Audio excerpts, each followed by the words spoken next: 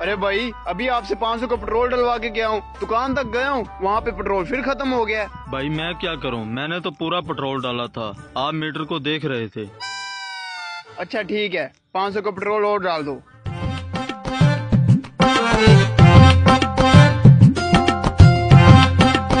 आप metre check कर लें। हाँ हाँ, अब तो मैं मीटर चेक करके जाऊंगा। हाँ अब सही है, ये लो अपना 500 रुपया। अब जाता हूँ ट्यूबवेल पे नहाने।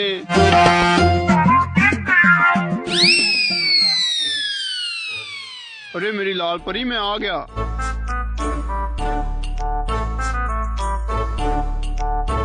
अरे लाल परी, अब तुझे क्या हो गया फिर से? पेट्रोल देखता हूँ। हाँ, फिर से पेट्रोल खत्म हो गया। अभी तो मैं 500 का डलवा के लेके आया था। क्या मुसीबत हो गई है, आज तो मैं इसको फांसी लगाऊंगा। तू चल मेरे साथ, चल तू।